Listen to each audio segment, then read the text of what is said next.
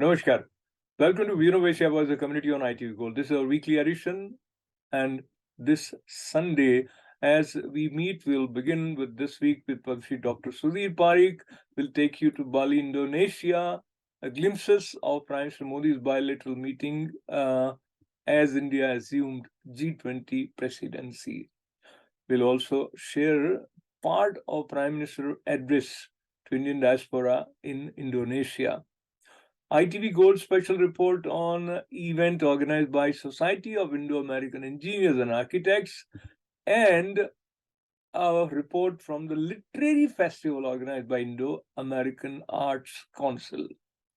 And last business breakfast event of the year was hosted by AICC. That report will also be a part of the Innovation. So stay with us. We'll be right back after these short messages.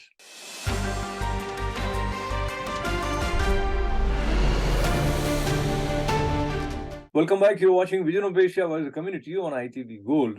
And as every Sunday, we begin with this special weekly edition where Padmashri Dr. Sudhir Parikh shares his analytical views about some of the important events from last week. Here we go. And now, time for weekly show with a passionate India lover, chairman of ITV Gold and Parikh Worldwide Media. Get ready for loving sharing from physician, philanthropist, publisher, and India advocate in this week. Namaskar, I'm Ashok Vyas, and this special edition of This Week with Padmashri Dr. Sudhir Parikh. So much has happened, and we'll catch up with few of the important events. Namaskar, Dr. Sahab. Welcome. Namaskar.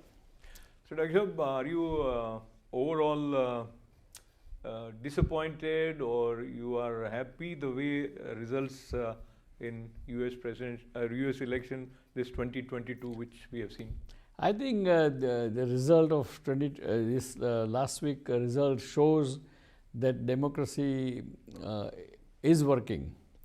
So why I say that, because always in any democracy, one party should not have White House, Congress and Senate together. Because if you have all those three things together, then sometime you may steamroll certain things which may not be beneficial to the public of the country. So it's always good. Now it's good that White House and Senate is with the Democrats, which is more important or more significant, and House is with the Republican. So at least there will be some check and balances there. And I think personally I like check and balances. It means there is some opposition there. And opposition is always very constructive and it's very useful in democracy. Okay, so here is the thing. You may say that opposition is always very constructive, but that is not what we have seen in the last, even during the last president's time also. When countries divided, polarized, they kind of don't let things move even for the growth of the nation. No, but I think that right now the majority of the Republican Party is so small. So I think in any given issue, a lot of Republican can walk across the party line, and vice versa. So I don't think we should worry about that, and we always hope that all the member of Congress and the Senates and everyone should be more professional, more calm and cool-minded, and do what is good for the people. So what do you think worked in favor of Democrats? Because there are multiple factors which are emerging as critical angles for President Biden's administration, including economic situation, then oil price rise, unemployment. There is a economic slowdown, and big companies are laying off in massive scale. So in spite of all that, something must have worked in favor. I think most important work for in favor of Democratic Party is abortion. because the majority of the country is a pro-life, and the Supreme Court decision about abortion, and they gave it all the freedom to the individual state, and created the chaos. And as a medical doctor, we believe that abortion in certain circumstances, for medical reason even, of course, rape and all those things is there, but on top of that, some medical reason, sometimes abortion is necessary, and so I think this anti-abortion stand of the Republican Party as well as Supreme Court verdict make it more given what you call authority to the different states. So different states are working different way. So there is a chaos, and I think that plays very important role in winning of the Democratic seats. And because they were thought that they will lose more, but they did not lose that many. And I think, and the Senate again, Democratic Party has a majority now, because it's a 50-50 or 49-51.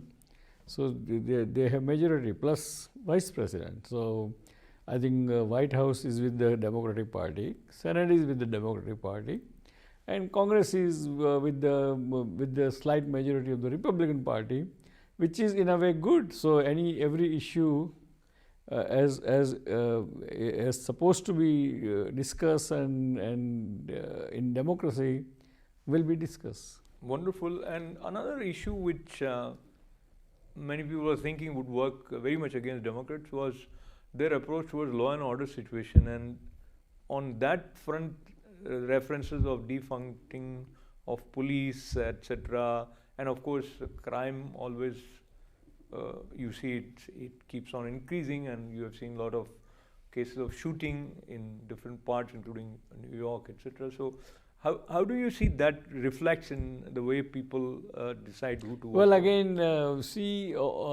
you are right that all these things should work against the Democratic Party, right?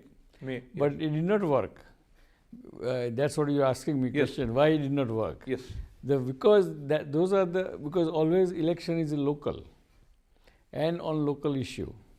So even though person in Illinois or Chicago worried about defuncting police and certain law and order thing and liberal and but at the end of the day they all vote on local issues.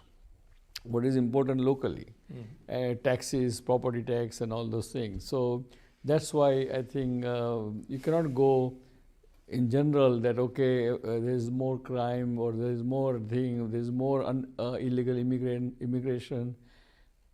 Only Texas people affected by that, or some New York City affected by that, or Chicago is affected by, but the rest of the country is not affected by that. So that's why, as they say, that all the elections are always local, and usually the election is always depending upon the wallet of the person, economy, and so always is a stupid economy, and that's why right now Biden has a low rating because of the economy is doing bad and people are suffering. That's why. Yeah. Okay, and you recently were sharing a platform with Governor of New York, and she now is formally elected Governor, Kathy Hochul. A little bit of your interaction with her as well as what you heard from her. One, it's your opportunity to congratulate her, as well as what do you think works in her favor and your expectations from her as governor? I think I met her only a couple of weeks ago. I think I found her very pro people. As a public person, obviously, and but very mild manner, easy to access. Accessibility is there. There is no kind of very humble and on the ground. So I think that way she has a very good quality. And the thing which worked in her favor is, of course, in New York, the registered Democrats are far number than registered Republican. And number two, she's a woman, and to have first woman governor, it's very important and pride moment for all the women. So that's why I think she won the election. Now let's move internationally in terms of America's role in the continued battle, war between Russia and Ukraine. We have discussed about that several times, and initially we thought it's not going to be as prolonged as it is already. So overall about Russia, Ukraine and America. I think this war between Russia and Ukraine, obviously Russia is on the wrong side of the history, and some expert says that this kind of slow, prolonged war is always good, because at the end the negotiation happens and the thing settles. If you don't go slow, and if you go kind of more aggressive either side, then there will be more casualties, more deaths, more damage, and more destruction. And we must aware that Russia is a large superpower, has lot of nuclear weapons, and if someone makes a mistake in Russia in making the decision, or they kind of overestimate something, then there will be a disaster. Just like today only, Russia fired 100 missiles in Ukraine, and one of the missiles went into the Poland. So it means now indirectly Russia has attacked the NATO member, and therefore let's wait what happens, how NATO responds to it. If NATO responds, probably NATO will not will cool down, because Russia has said that was not our missile, but they will find out whose missile was there. It's easy to find out. So hopefully cool heads should prevail, and should not go, otherwise this war can be very nasty and very destructive, and is not good for anybody. And now let's look at India's role so far, and I think recently there was a visit of India's foreign minister to Russia also. How it has resulted into India's image globally? I think India is neutral right now, and I think it's a good for India, because Indian decision to be not supporting or remains neutral or not supporting the Ukraine, it's a good for India, is in India's interest, because India needs a lot of help from the Russia too, since 70-80% of the Indian army or armaments or equipments are made in Russia, and so India cannot afford to disturb the Russia. Plus Indian oil, gas, natural gas and everything is also depending upon Russia too, a large majority part. And that's why I think stand of India is good for India. And let's see, on the contrary, it will be helpful, because you have to have some neutral party in order to make a negotiation and settlement. And staying with India, going towards that which is generating a lot of heat, people are upset is a very mild word to say, shocked, would go close to the murder of Shraddha Walker by Aftab, who were in live-in relationship. You must be following that, and him buying a big refrigerator, cutting her body into 35 parts, throwing every night 2 a.m. something, and he was caught because father of Shraddha came from Mumbai, reported to police on 8th November. Then they questioned, and this is what has unfolded. So I seek your first response to this, and also your take on the live-in relationship, because there are multiple factors, but that is legally now accepted in India also. Do you think that is part of the problem? Yes, I mean, always good thing goes with the bad thing, right? I mean, it means all good thing has some consequences. And so this, what you're asking about living relationship is a Western way of living. And obviously in this era of social media and internet, you cannot help but the young generation is going to live their life as they think that it's more glamorous and impressive. And that's why nothing you or me can do, or no law or regulations can prevent that. So we have to face the fact, but obviously we have to make sure that our parents should, or family should make sure that person who lives with other person, who is that person is, whether and his background. And if you happen to be in the wrong association or friendship, then this kind of disaster can happen. What happened?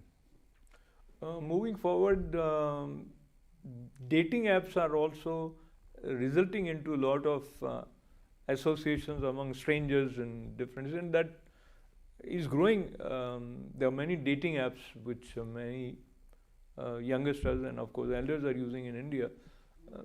But moving forward, since we don't have enough time, what would be your advice for the society at large, or for youngsters? How, in terms of how to be more careful in developing relations? Well, I think dating is a fact of the life, whether you are in the USA or in Europe or in India. And that is kind of that thing is out of ban, kind of, so nothing you can do.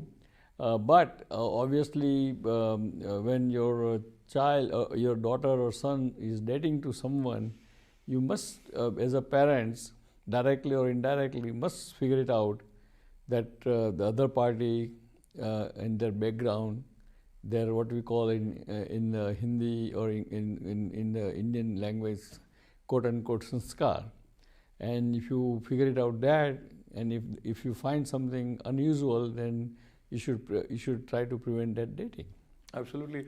So our heart goes out for the family of Shraddha Walker with concern, and still looking forward to the day when everybody is safe. As we conclude today's show, your parting words for our viewers. Well, dear friends, now again Thanksgiving and Christmas is approaching.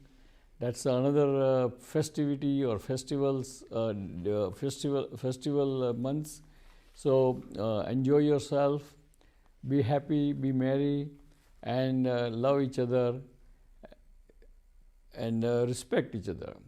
After saying that, I would like to say, God bless America, God bless India, God bless Indian American, and we'll see you next week. Till then, goodbye.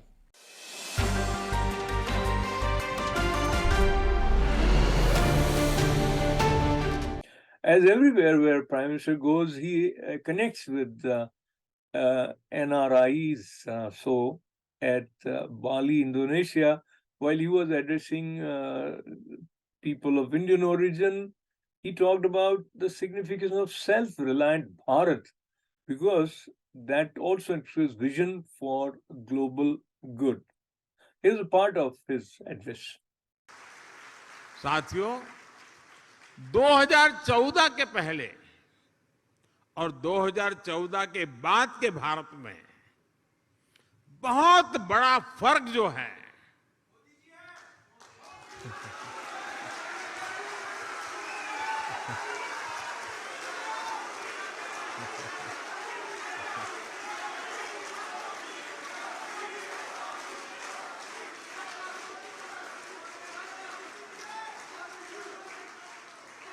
वो जो बहुत बड़ा फर्क है वो मोदी नहीं है, वो बहुत बड़ा फर्क है स्पीड और स्केल में। आज भारत अभूतपूर्व स्पीड पर काम कर रहा है और अप्रत्याशित स्केल पर काम कर रहा है। अब भारत छोटा सोचता ही नहीं है।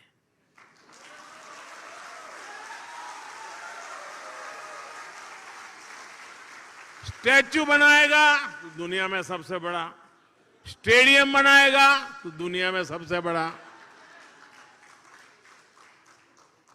2014 के बाद से भारत ने 320 मिलियन से अधिक बैंक अकाउंट खोले हैं, बैंक में खाते खोले हैं।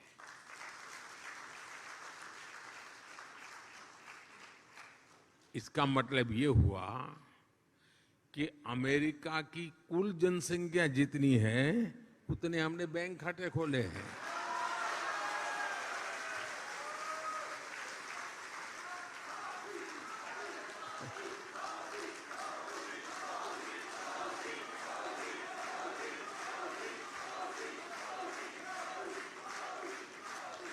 दो 2014 के बाद से भारत ने करीब 3 करोड़ गरीब नागरिकों के लिए मुफ्त घर बनाए हैं। घर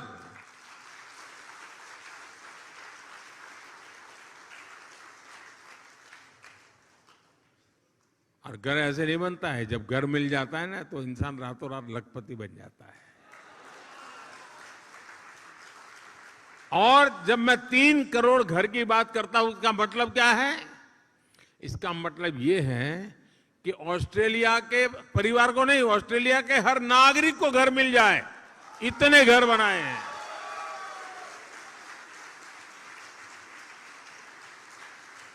पिछले 7-8 साल में भारत ने 55,000 किलोमीटर 55,000 किलोमीटर नेशनल हाईवे बनाए हैं। यानी स्केल बता रहा हूं मैं,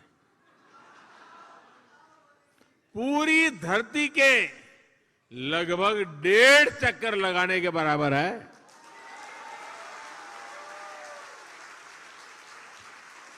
आज भारत आयुष्मान भारत योजना के तहत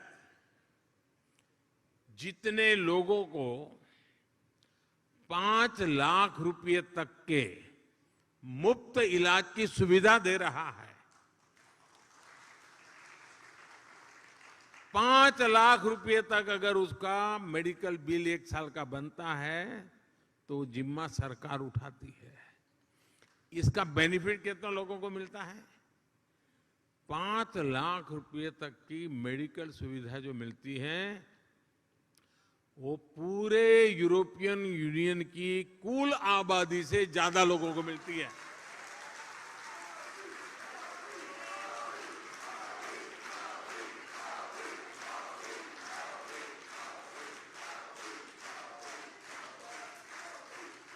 कोरोना काल में भारत ने जितनी वैक्सीन डोज अपने नागरिकों को लगाई और मुफ्त में लगाई,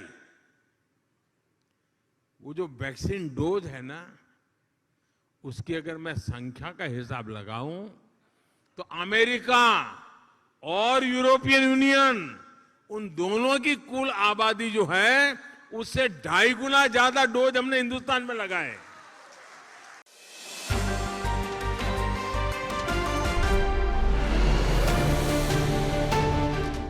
And now we take you to an event organized as 40th Annual Gala by Society of Indo-American Engineers and Architects.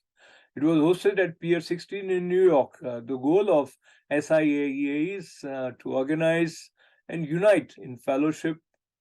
There are professionals who are helping each other in the field of engineering and architecture under the umbrella of SIAEA. They also pay attention to Indian heritage, into the American society. And this year was a very special event which celebrated the contribution of engineers and architects of Indian origin. Here are some highlights.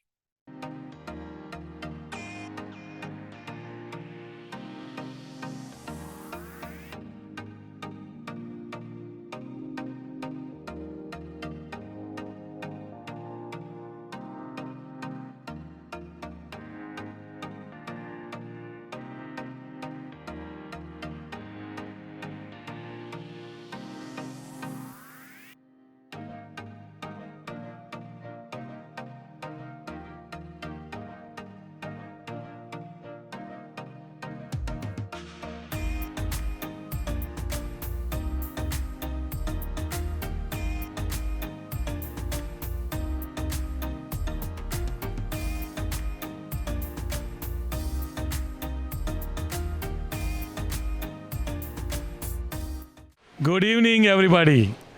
Myself, Ketan Shah, President of Society of Indo-American Engineers and Architects. I welcome you all the viewers and the audience here on our 40th annual gala event this evening on November 12th. We are very delighted and excited on this 40th anniversary celebration.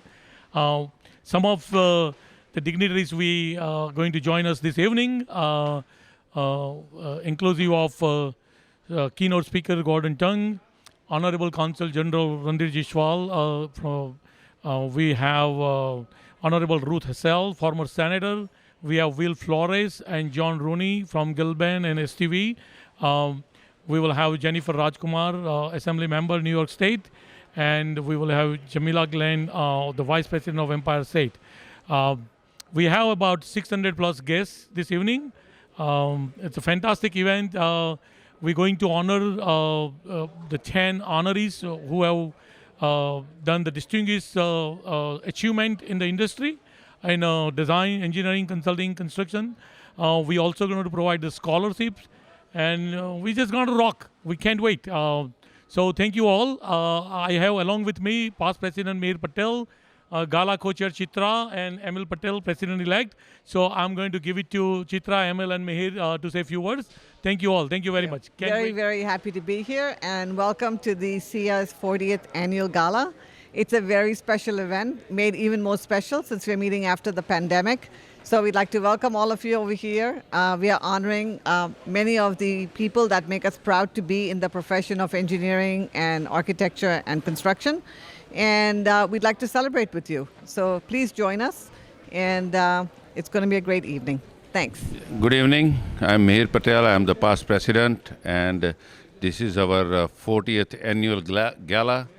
Ketan and his team, Emil Patel is the next president of SIAEA, and he's going to be handling 41st and 42nd gala. And I think it's going to be the same or more than this. And Ketan and team has done an excellent job. Chitra was a good support, and the committee. And I wish you all the best and all the honorees and everybody today. Congratulations, Ketan, Emil, Chitra. Thank you. It's a pleasure to be here today, and we invite all of the guests today to our 40th gala. I think it's going to be a great, great event. The entire committee worked extremely hard to put this together, and the gala chairs also worked extremely hard to get all the sponsorships. And we're honored to be here, and we're looking forward to the years to come. And I would like to applaud the best wishes and congratulations to Society of Indo-American Engineer and Architect. First of all, thanks to Mitul Patel for all your leadership, Ketan Shah, Mihir Patel, and also Hemen Patel. This is not 40 years is a really long journey. But I would like to convey the one message that, as Mayor Eric Adams always say, to get stuff done. So Mayor always believe that. Also I would like to convey that New York City is open for business. When you talk about the New York City is not only Manhattan, but we have the Queens, Brooklyn, Bronx, Staten Island, and we want to make sure if you do your business outer borough of the New York City, then we have the more incentive available.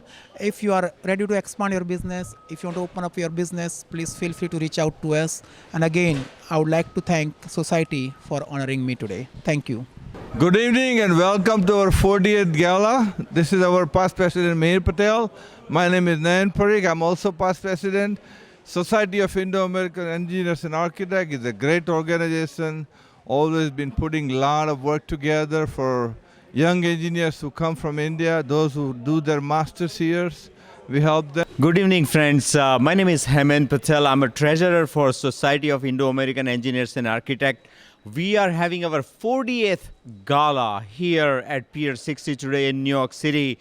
And we would like to see that it's going to be an awesome event over here. 40 years is not a joke. The organization is over here helping the contractors, architects, and engineers in New York City to flourish. We are open for any business. Please join the organization and have a great business with us. Have fun with us. This is the 40th gala at Pier 60 for Society of Indo-American Engineers and Architects. And we are so happy to have all the people over here. Thank you very much. Good evening. I'm Jennifer Raj Kumar, the first Indian American woman ever elected to a New York State office. And tonight, I am so happy to be celebrating with the Society of Indo-American Engineers and Architects. Everyone here is like my family. Came to this country with just $300 in a suitcase and worked hard and is now living the American dream. This is what making history is all about. And I am so excited to be celebrating with my community tonight.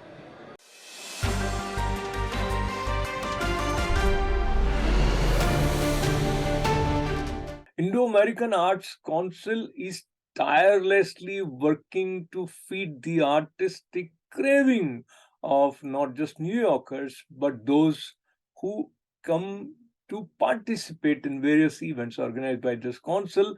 And it was a very unique literary festival organized by Indo-American Arts Council for the first time, which brought many important, acclaimed as well as emerging authors under one umbrella. So here was the presence of writers and poets and, of course, lovers of literature. Author and, of course, more known as an actor, Deepti Naval was also present on this occasion, and she talked to Deepak Talwar at Callium Gallery in New York about her book, which is A Country Called Childhood, a memoir. Here are some highlights.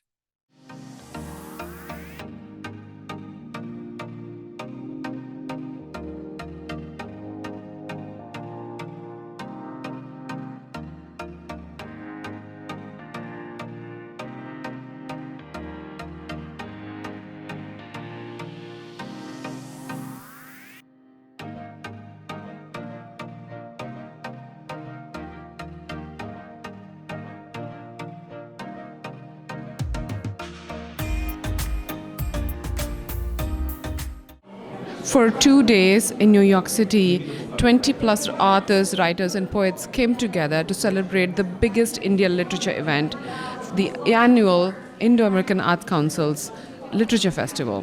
It was fabulous to see all of them come together for engaging book talks, book signings. There was immersive art on display. We had photos from Amitav Kaul, sculptures from Raj Shahani, and all of the authors, Deepti Naval, Booker Prize winning Daisy, and we had Nikhil from with history, Kala, Sunita Kohli with her book on essays and design.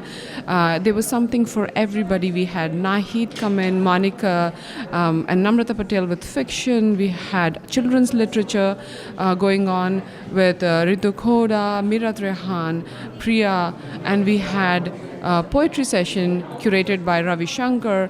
We had Arundhati Subramaniam, we had Jani Randhawa, a lot of acclaimed award-winning authors, poets and writers who came together. And we hope you will see the highlights and you will join us for the next year's edition. And we also hope that you will be part of the New York Indian Film Festival, which is coming up in May. Thank you. Not good at hard selling myself. You don't have to sell. It's honest. But, yeah, please, I've written this book. It's been written with a lot of love, and I want to, convey this love for my childhood memories, and I want this to rekindle everyone's childhood memories. I want this book to take everyone back to their own childhood. and appreciate what we have had. And can I tell you one thing? Looking at what her book looks like, I can tell you in this digital world, it will be a beautiful walk down the memory lane of a time when there were no digital devices, but life was pure and blissful, right? Absolutely correct. It's going to do that whole shift which has happened now. It's going to take people back to. Hi, I'm Preeti Ars, the Literary Festival Director for IAAC.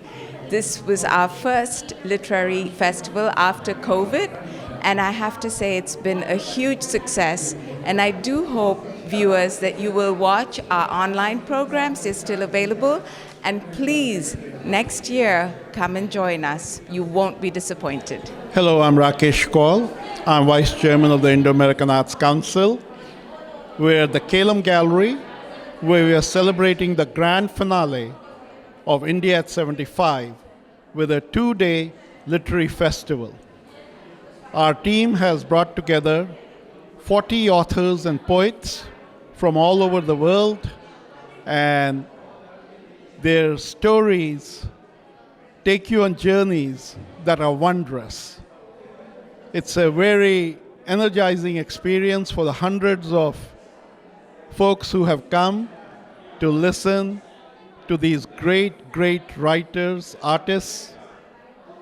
And with that, we will have our grand finale of India at 75. Hey, I'm Raj Shahani.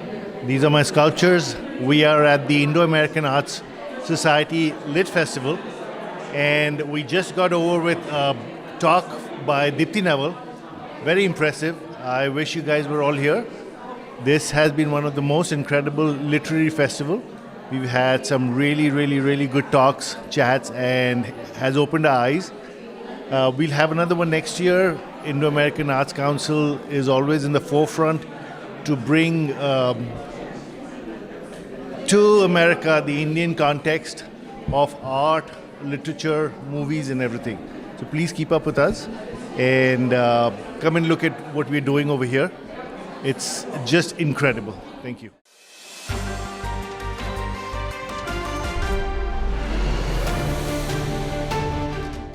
And now time to go and take a look at last breakfast event that was Business Breakfast, organized by AICC and New York and New Jersey Minority Supplier Development Council. This was hosted at Akbar Restaurant in New Jersey. The main speaker included Robin Best, Rakhi Agrawal, and Manmeet Virdi. They talked about supplier diversity program, and their insight was certainly adding value for attendees. Here are some highlights.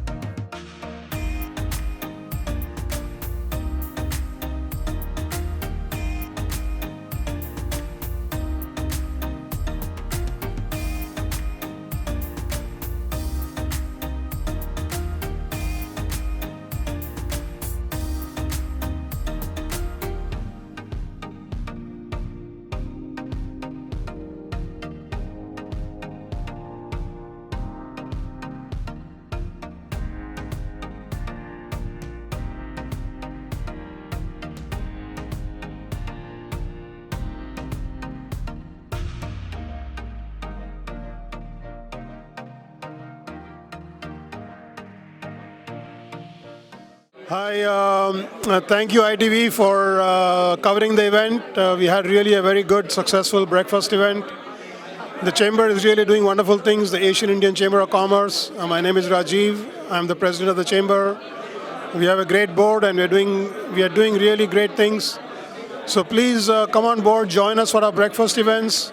Today we had Sanofi and we had Johnson & Johnson and we had Equor, their CEOs and their diversity supplier, or rather supplier diversity leadership talk about the opportunities they have within their companies.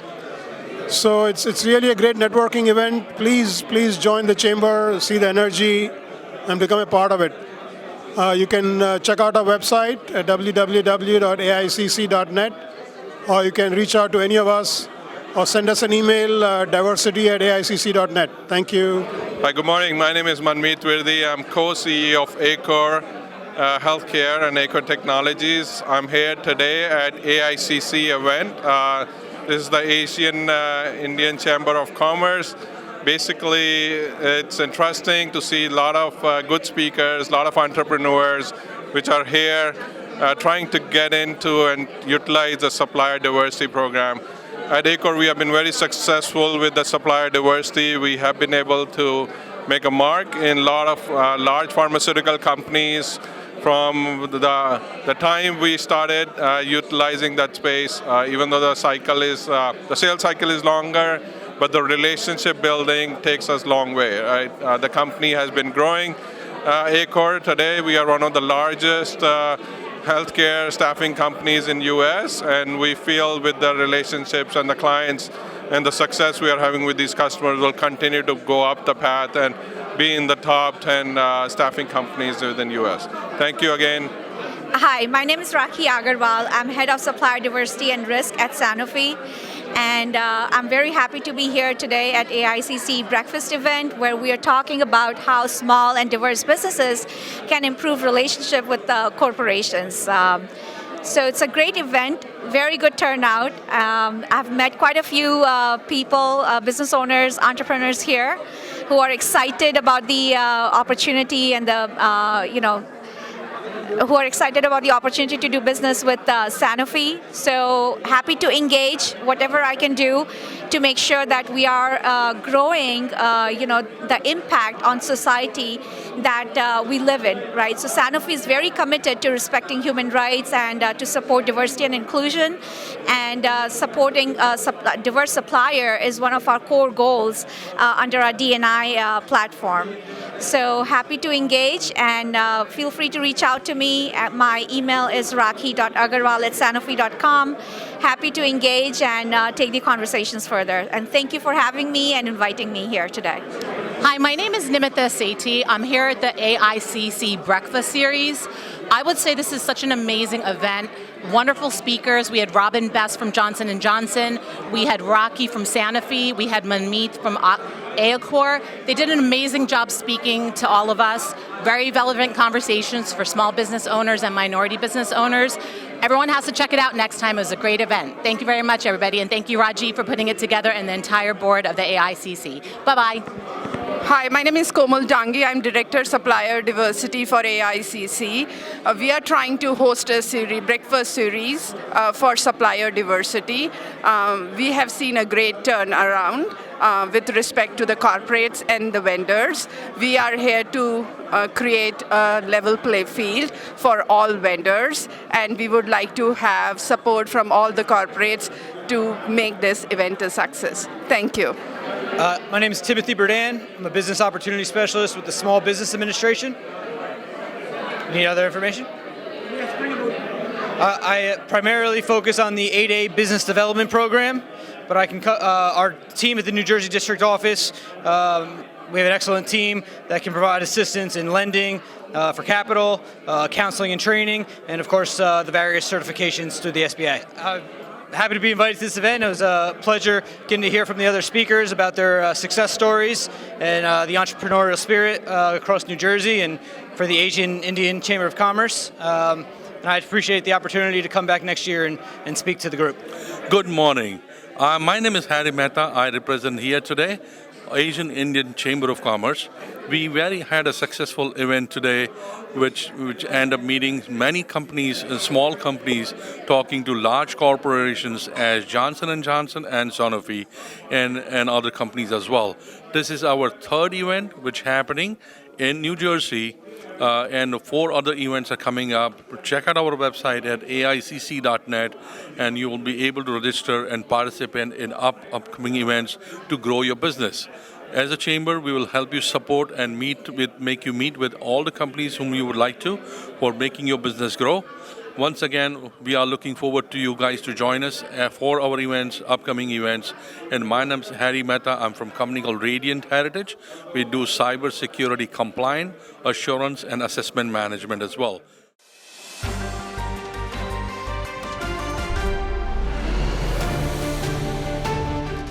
You were watching Vision of Asia World Community on ITV Gold, and as we say goodbye from today's program, we would like to thank you for being with us, as well as would like to invite you to join us on our Facebook page and subscribe to ITV Gold's YouTube channel, and keep writing events@itvgold.com. Stay safe, stay well. This is Ashok Vyas. Namaste.